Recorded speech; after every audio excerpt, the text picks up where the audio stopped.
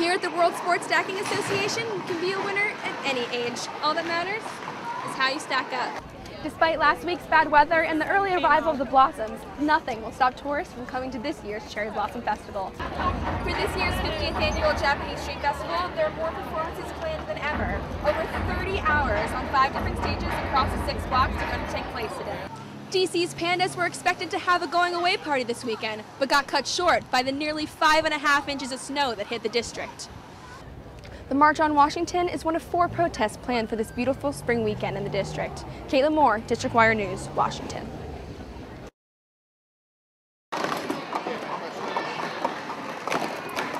After a visit to a sports stacking championship, you'll never look at cups the same way again.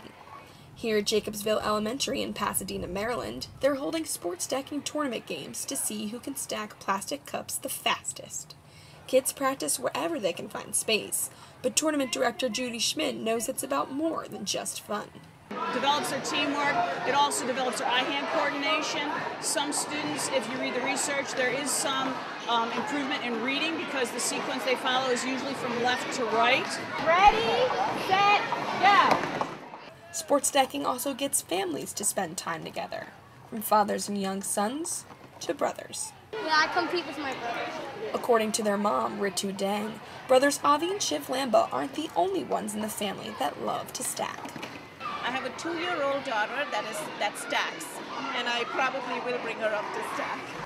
But the competition isn't all fun and games as kids face disappointment when they don't do as well as they'd hoped. Still, the joy of winning a prized ribbon is enough to keep most happy campers. Here at the World Sports Stacking Association, you can be a winner at any age. All that matters is how you stack up. Caitlin Moore, District Wire News, Pasadena, Maryland. Spring is in full bloom, and so are DC's cherry blossoms. Nice weather, school spring breaks, and free events in tough economic times created a perfect storm for people to visit DC's natural monument. DC resident Lander Gold says this year's Cherry Blossom Festival is fun, but more crowded than past years. This is the largest crowd I've ever seen. Dealing with tourists, it's like dealing with an overflowing faucet. It doesn't stop, and it just keeps going, and they don't know how to deal with anything. Adults, children, and even dogs came to spend the day by the cherry blossoms. Volunteers rarely get a break from watching over the tender trees. Actually, hey, we have to ask you not to climb the trees. Sorry. Guards watch out for visitors trying to cross the road. Others made it to the tidal basin to picnic, go paddle boating, and capture the buds on camera. Despite the crowds, Pennsylvania native Gail Gill says seeing the blossoms is something everyone should do once. There's so many people coming. There's so many. I don't think that stops. I don't think it stops anybody.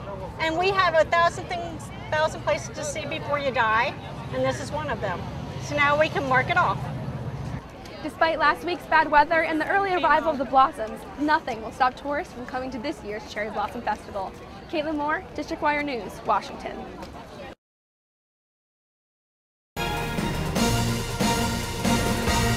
Good afternoon, I'm Caitlin Moore. The snowpocalypse is finally over, but DC residents may not have a break just yet. The snow is finally starting to melt, but a whole new set of problems is on the way. The melting snow is causing flooding and drainage issues across the district. Rana Novini has the story. World leaders from more than 40 countries are meeting in Washington today for a nuclear summit. The group is discussing how to keep nuclear materials out of the hands of terrorists. President Obama says he hopes the summit will start a global effort against nuclear development by terrorist groups. Republican critics say the president isn't taking a tough enough stand against nuclear threats from Iran and North Korea. Elections in the Sudan are being extended for another 2 days. The Sudan Election Commission says it wants to make sure everyone gets a vote. Election monitors are complaining that voting hasn't even started in some parts of the country and that some voting stations have been moved without notice. This is Sudan's first multi-party election in a quarter century. It will determine whether current President Omar al-Bashir wins another term. Al-Bashir is under an international indictment for war crimes in Darfur. That's all we have for today. I'm Caitlin Moore. Tune in next time for District Wire News.